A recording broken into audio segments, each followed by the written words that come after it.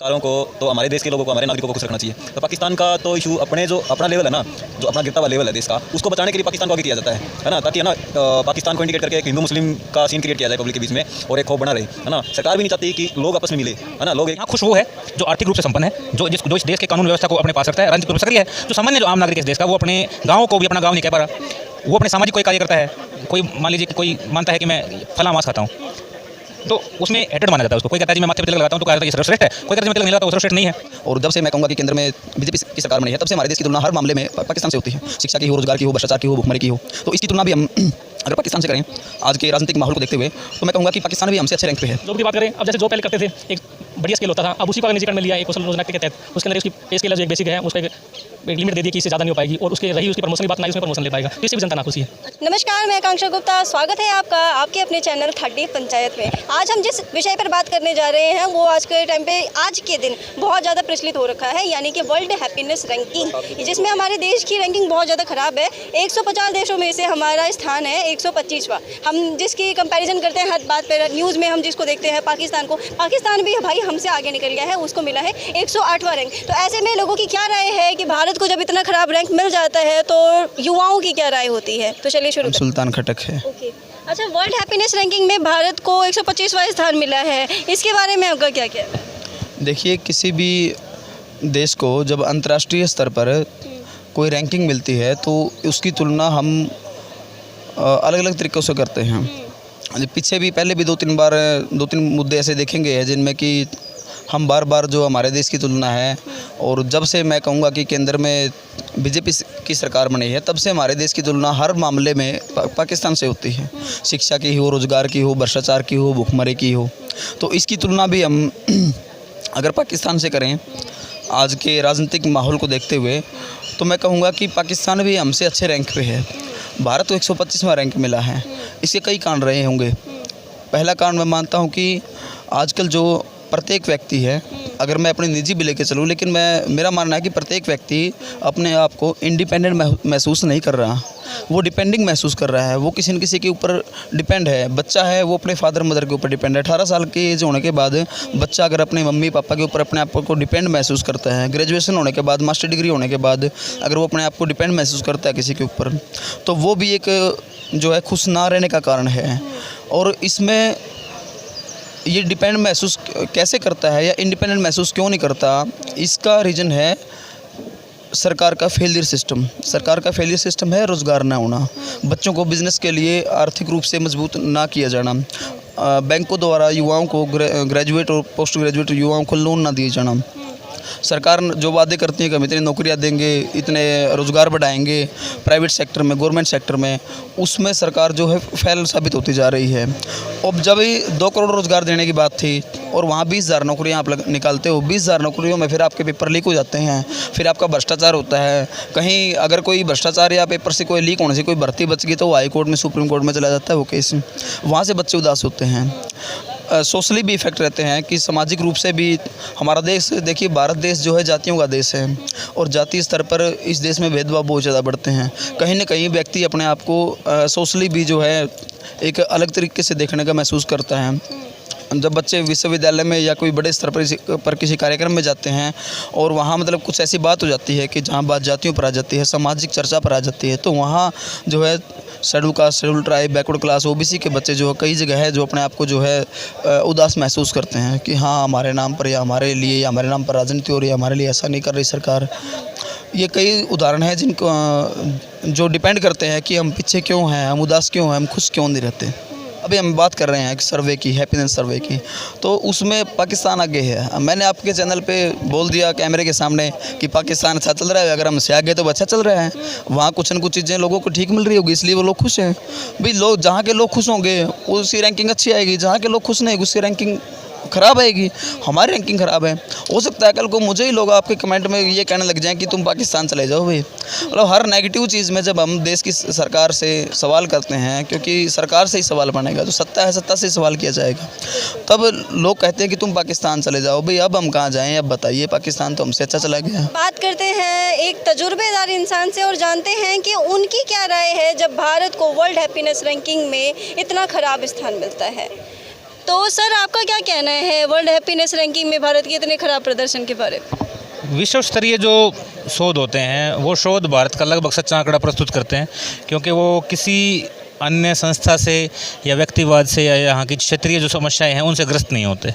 जो happiness index आया है उसका इतने गिरा हुआ स्तर ये दर्शाता है कि भारतीय लोग जो हैं उनका जो कॉन्फिडेंस लेवल है वो बहुत कमज़ोर है। और ये कॉन्फिडेंस लेवल कमज़ोर क्यों है? क्योंकि जो महत्वपूर्ण 6 बिंदु जो हैप्पीनेस इंडेक्स में कवर किए जाते हैं उनको अगर देखते हैं, उस टेबल को अगर हम चेक करते हैं तो आप दिन प्रतिदिन देखते हैं कर्मचारी नाखुश हैं, रोज़ हड़तालें हो रही हैं, किसान नाखुश हैं, कर्मचारियों के साथ साथ जो मजदूर वर्ग है वो भी नाखुश है, व्यापारी वर्ग भी कह रहे हैं हम पर टैक्स ज़्यादा हैं, विद्यार्थी वर्ग भी कह रहा है कि हमारी शिक्षा नीतियों के ऊपर जो खिलवाड़ किया जा रहा है और हमारी फीस ज़्यादा है, अध्यापक वर्ग भी कह रहा है कि हमारी भर्तियाँ नहीं हुई हैं, परमानेंट भर्तियाँ नहीं हुई हैं। तो जो प्रत्येक वर्ग है वो सरकार के जो एक्शंस हैं उनको लेकर के ये महसूस करता है कि सरकार हमारी आवश्यकता के अनुसार काम नहीं कर रही है। और जब समाज की आवश्यकताओं के अनुसार कार्य नहीं होता है तो जाहिर सी बात है उससे नाखुशी पैदा होती है, हैप्पीनेस इंडेक्स में स्तर गिरना तय है। यहाँ खुश वो है जो आर्थिक रूप से संपन्न है, जो इस देश के कानून व्यवस्था को अपने पास रखता है, राजनीतिक तौर पर सक्रिय है। जो सामान्य जो आम नागरिक है इस देश का, वो अपने गाँव को भी अपना गाँव नहीं कह पा रहा, वो अपने सामाजिक कोई कार्य करता है। कोई मान लीजिए कि कोई मानता है कि मैं फला मांस खाता हूँ तो उसमें हेटेड माना जाता है उसको। कोई कहता है जी मैं माथे पे तिलक लगाता हूँ तो कहा जाता है ये सर्वश्रेष्ठ है, कोई कहता है जी मैं तिलक नहीं लगाता वो सर्वश्रेष्ठ नहीं है। नागालैंड से कोई लड़की यहाँ आ जाए उसके पहनावे को कहते हैं तुम चाइनीज़ हो, हमारे देश के लोगों का चाइनीज़ कहते हैं। उत्तर प्रदेश से आ गया कोई बंदा आ जाए उसको कहते हैं तुम पूर्वीय हो, महाराष्ट्र के कोई बंदा आ जाए तो तुम साउथ इंडियन हो, जबकि साउथ इंडिया नाम का कोई जगह नहीं है पूरे देश में, कोई राज्य नहीं है, मगर क्षेत्र के अनुसार तुम तो साउथ इंडियन हो, तुम तो पूर्वी हो, तुम तो चाइनीज़ हो। अपने देश के लोगों को हम ऐसा कहते हैं। तो जब भी वो लोग जो चाइनीज़ कहलाते हैं अपने देश में, जो अपने देश में पूर्वी कहलाते हैं, जो अपने देश में साउथ इंडियन कहलाते हैं, या अपने ही देश में जो जिनको कहे कि तुम दलित कहलाते हैं, अपने देश में जिनको कहा जाता है तुम माइनॉरिटी से हो, या अपने देश में जिनको कहा जाता है कि तुम तो आदिवासी जंगली हो, तुम्हारी भाषा हमारे को समझ में नहीं आती। तो जब इतने प्रकार के भेदभाव होते हैं तो जाहिर सी बात है कि जो समाज के लोग हैं, जो देश के लोग हैं, उनमें हैप्पीनेस का जो स्तर है, जो खुशी का जो स्तर है वो गिरता है, क्योंकि कॉन्फिडेंस नहीं आता है। में कहा जा रहा है कि जो अब गवर्नमेंट है, मौजूदा गवर्नमेंट है, उसका बहुत ज़्यादा हाथ है, इसके बारे में आपका क्या कहना है? देखिए सरकार ही खुशी फैलाती है लोगों में, क्योंकि सरकार जब लोगों की मांग के अनुरूप कोई कार्य करती है लोगों में खुशी बढ़ती है। मान लीजिए कर्मचारी वर्ग है कह रहा है कि मजदूर वर्ग है कह रहा है कि हमारी दिहाड़ी अगर 100 रुपये बढ़ जाए प्रतिदिन में तो हम ज़्यादा आराम से जी पाएंगे। अगर बढ़ जाते तो लोगों का खुशी का स्तर बढ़ जाएगा। अगर कोई छात्र कहते हैं हमारी फीस थोड़ी सी कम हो जाए तो हम एडमिशन ले पाएंगे, अगर ऐसा कर पाती सरकार तो खुशी का स्तर बढ़ जाएगा। अगर महिलाएं ये कहती हैं कि हमको सुरक्षित वातावरण दिया जाए, हमारे साथ छेड़खानियाँ ना हो, हम पर लैंगिक जो भेदभाव ना हो, ये ऐसा देश का कई मामलों में ऐसा मिलता है कि महिला की दिहाड़ी उसी काम के लिए 300 रुपये है, पुरुष की दिहाड़ी उसी काम के लिए 400 रुपये है, जो कि समान काम कर रही है। समान काम के लिए समान वेतन देने का में भी जेंडर का गैप है, तो ऐसे में तो हैप्पीनेस का स्तर गिरेगा। और ये जो सारे काम हैं ये सरकार के ऊपर निर्भर करते हैं, इसीलिए सरकार ही सबसे बड़ा वो तंत्र है जो लोगों की खुशी का स्तर निर्धारित करता है। ऐसा खुश वो है जो मांगे उसको मिल जाए, खुश वो है जिसको अपनी बात जो कहते ही मिल जाए। मैं कहूँ मुझे भूख लगी रोटी चाहिए, अगर आप मुझे दोगे तो मैं खुश हूँ, अगर आप नहीं दोगे और कहेंगे कि तू तो तेज बोल रहा था, अगर तुझे लठ मार दी जाए, मुझे 4 लठ और ऊपर से पेल दी जाए पुलिस के द्वारा, तो जाहिर सी बात है मेरा नाखुशी का स्तर बढ़ जाएगा। मौजूदा स्तर पर मेरा यही मानना है कि सरकार अपनी नाकामियों को छुपाने के लिए और समाज की मांगों को पूरा ना करने के बीच में जो पुलिसिया बल का प्रयोग कर रही है वो हमारे देश की नाखुशी का सबसे बड़ा कारण नजर आता है वर्तमान में।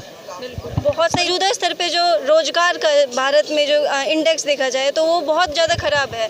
तो आपको क्या लगता है कि जो गवर्नमेंट की जो इतनी सारी योजनाएं वो कह रहे हैं कि भारत में रोजगार का स्तर बहुत बढ़ गया, मतलब वो हर तरीके से कहने की कोशिश कर रहे हैं, तो इस पर आपका क्या कहना है? देखो, जो प्रशासन अब निजीकरण में आ गया है, अब जो पहले गवर्नमेंट जॉब जो कर रहे थे उसमें और आज की जो पॉलिसी चल रही है उसके अंदर रात दिन का फ़र्क है। पहले लोग खुश होकर सरकारी जॉब करते थे, स्टडी भी करते थे और स्टडी का स्तर भी बहुत अच्छा था, और आज के टाइम में देखें तो स्तर भी निजीकरण के दौरान और जो शिक्षा चल रही है उस पर भी काफ़ी प्रभाव पड़ रहा है, क्योंकि जो पहले बच्चे सरकारी स्कूल में पढ़ते थे, एक अच्छी शिक्षा लेके एक सरकारी जॉब पकड़ते थे, और आजकल में जो प्राइवेट सिस्टम चला रखा है, अब जैसे बात करें हम एक 134 की पहले सरकार क्या है कि ऑनलाइन फार्म भरती थी और आजकल उन्होंने ऑफलाइन सिस्टम शुरू कर दिया है। ऑफलाइन सिस्टम के अंदर क्या है कि एक जनता को भटकाने का काम कर रहे हैं कि आप दर चक्कर खाएं, क्योंकि अब किसी बच्चे को एडमिशन कराना है, उसके दौरान वो क्या करेगा, फॉर्म लेगा, फॉर्म भरेगा और स्कूल में जाएगा, स्कूल में उसकी सुनवाई होगी या नहीं होगी और किस हद तक सुनवाई होगी, क्या उसका फॉर्म सबमिट करेंगे या नहीं करेंगे, क्या पता उसको गेट से ही बाहर दबा दिया जाए। तो ऐसी ऐसी नीतियाँ जो चल रही हैं क्या सरकार के खिलाफ नहीं है, तो इसी से जो जनता है नाखुश नज़र आ रही है।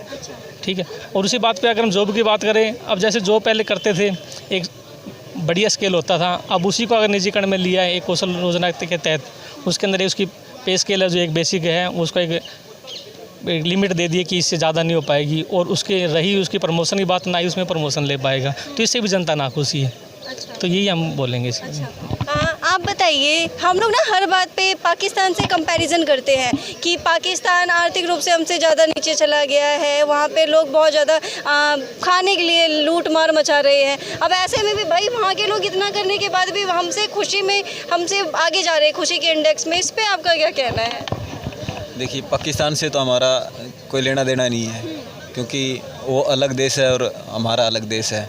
हमारी सरकारों को तो हमारे देश के लोगों को, हमारे नागरिकों को खुश रखना चाहिए। तो पाकिस्तान का तो इशू अपना लेवल है ना, जो अपना गिरता हुआ लेवल है देश का, उसको बचाने के लिए पाकिस्तान को आगे किया जाता है ना, ताकि है ना पाकिस्तान को इंडिकेट करके एक हिंदू मुस्लिम का सीन क्रिएट किया जाए पब्लिक के बीच में और एक खौफ बना रहे, है ना। सरकार भी नहीं चाहती कि लोग आपस में मिले, है ना, लोग एकजुट हो। अगर लोग एकजुट हो जाते हैं तो एकजुट होकर वो एकता का प्रतीक होंगे, वो एकता मतलब जो है उनके अंदर आएगी और हिंदू मुस्लिम एक हो जाएंगे, तो फिर वो मतलब आपसी लड़ाई को छोड़ के सरकार से सवाल करने लगेगी सुविधाओं के लिए, है ना। और वो सुविधाएं जब मांगेगी तो सरकार को अपने बजट से या फिर जो नाजायज़ पैसा जो खाया हुआ है उसमें से बंटवारा करना पड़ेगा। तो सरकार चाहती नहीं है कि लोग एकजुट हो, लोगों के अंदर धार्मिक और जातीय सांप्रदायिक जो दंगे हैं वो भड़काए रखने मतलब उसको बड़ा ज़रूरी समझती, बढ़ावा क्या ज़रूरी समझती है। क्योंकि हम अगर पाकिस्तान भी चले जाएं या पाकिस्तान के लोग हमारे यहाँ आ जाए तो बड़ा उनको देख के ना खुशी महसूस होती है ना, कि ये हमारे ही भाई हैं, है ना। हम मतलब जनरली हम अगर वहाँ जाएं या हम उनके पास आएँ तो हमें मतलब उनसे स्नेह है, प्रेम है। लेकिन सरकार जो ऐसे एजेंडे लोगों के बीच में, पब्लिक के बीच में फेंकती है ना, उससे हमारे बीच में नफरत फैलती है ना। हिंदू मुस्लिम के दंगे, ये इस तरह के जो दंगे फैलाए जा रहे हैं, वो दंगे हम एक दूसरे के दुश्मन बना रहे हैं। और कोई भी आम नागरिक नहीं चाहता कि किसी के साथ धर्म के नाम पे दंगा कराया जाए। सरकार कभी गाय को बीच में ले आती है, कभी धर्म को बीच में ले आती है, कभी जातियों को बीच में ले आती है ना। तो इन चीज़ों से क्या है कि इन चीज़ों से आपस में टकराव पैदा हो जाता है ना। और जो स्थिति है वो आर्थिक भी और सामाजिक स्थिति वो बिगड़ जाती है ऐसे, है ना। जो अमीर वर्ग है समाज का या फिर सत्ताधारी वर्ग जो कह लें, वो सत्ताधारी वर्ग जो है वो समाज को कभी एक होने भी नहीं देगा, है ना। तो हम लोगों को समझने की ज़रूरत है कि हमें हिंदू मुस्लिम करके या फिर भारत पाकिस्तान करके अपने आपस के भाईचारे को बिगाड़ने की ज़रूरत नहीं है। पाकिस्तान क्या खा रहा है, क्या पी रहा है, मतलब उनके साथ क्या हो रहा है, ये अलग विषय है। सबसे पहले अपने देश की सोचो, है ना।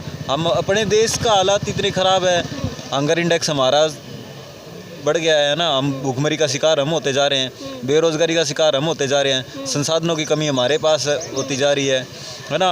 हर तरह की समस्याओं से बाहर जूझ रहा है। सुरक्षा की दृष्टि से भी चाइना हमारे देश के अंदर एंट्री कर रहा है, लेकिन चाइना एंट्री कर रहा है, चाइना के मामले में सरकार का कोई जवाब नहीं है। एक सिंगल स्टेटमेंट नहीं आती। गलवान घाटी के अंदर जो चीनी सैनिक हमारे सैनिकों को धमकाते हैं, डराते हैं, एक जवाब नहीं आता प्रधानमंत्री का या फिर रक्षा मंत्री का, और बीच में पाकिस्तान को घुसेड़ देते हैं। जब पाकिस्तान की तरफ से तो हम बड़ा सिक्योर हैं, है ना, और उनका तो हम मुंह तोड़ जवाब देते भी हैं, है ना। अगर उनकी सेना की तरफ से या उनकी तरफ से कोई आतंकवादी हमला होता है तो हम उनका मुंह तोड़ जवाब देते भी हैं। स्वास्थ्य की बात करें तो आप एक नागरिक हैं, आप स्वास्थ्य सुविधाओं का उपभोग कर रहे हैं, तो स्वास्थ्य के क्षेत्र में भारत के लोग कितने खुश हैं? एक क्षेत्र में भारत के लोग, हमारा जो आप देख रहे होगे हेल्थ जो सिस्टम है, इतना ज़्यादा वो मतलब कहीं हाई प्रोफाइल है नहीं, है ना। हमारे देश में इलाज के लिए अभी जो ये योजना शुरू की गई है आयुष्मान योजना, इसमें 5 लाख तक का इलाज फ्री है। एक गरीब को 5 लाख तक का इलाज फ्री दिया जा रहा है। लेकिन आप लोगों को शायद ये नहीं पता होगा कि कुछ एक बीमारियों के कोड प्राइवेट हॉस्पिटलों में आते हैं, है ना, जो ऑपरेशन के, वो भी सर्जरी के लिए, और एडमिट होने से पहले ये लागू नहीं होता, एडमिट होने के बाद में आयुष्मान कार्ड चलता है ना। उससे पहले प्राइवेट हॉस्पिटलों में एक गरीब से टेस्ट करवाए जाते हैं। अगर वो टेस्ट, ब्लड टेस्ट लगाओ या कोई भी टेस्ट लगाओ, उन टेस्टों की आपको पता है फीस कितनी है? सबसे पहले 5-7 हज़ार रुपये के टेस्ट लिख दिए जाते हैं। तो गरीब के पास वो टेस्ट कराने के लिए रुपये नहीं है ना। फिर हेल्थ मतलब कहाँ से ऑपरेशन कराएंगे? वो इस चक्कर में फिर वो सरकारी अस्पतालों में घूमते हैं, वहाँ बेटर सुविधा है नहीं। आप सरकारी अस्पतालों की हालत जाके देखोगे, हॉस्पिटल्स की, तो आप देखोगी वहाँ बेड नहीं है, वो प्रॉपर मेडिसिन नहीं है अच्छी, कुछ भी ऐसी सुविधाएं हैं ही नहीं। स्वास्थ्य के नाम पे तो सरकार ढिंढोरा पीट रही है। आयुष्मान दे के सरकार ने क्या बोलते हैं इसको, पॉलीथीन का लेप किया हुआ एक लॉलीपॉप दे दिया, उसको चूसते रहो। मतलब लग तो रहा है कि हाँ लॉलीपॉप है चूसने के लिए, लेकिन उसके ऊपर पॉलीथीन लपेटा हुआ, स्वाद उसका आ नहीं रहा। तो सरकार ऐसे मतलब एजेंडे पब्लिक के बीच में फेंक रही है। इससे मतलब स्वास्थ्य सेवाएं हमारे देश की और एजुकेशन सिस्टम हमारे देश का बहुत ख़राब है। इसके ऊपर सरकार को काम करने की ज़रूरत है। भारत में जो लड़कियां हैं, जो महिलाएं हैं, वो कितनी ज़्यादा खुश हैं, उनको कितनी ज़्यादा स्वतंत्रता मिलती है? अच्छा, भारत में, पहले तो आप अपना नाम बताइए। मेरा नाम लक्षिका है। ओके, लक्षिका जी, भारत में महिलाएं कितनी ज़्यादा खुश हैं, उनको कितनी ज़्यादा स्वतंत्रता है?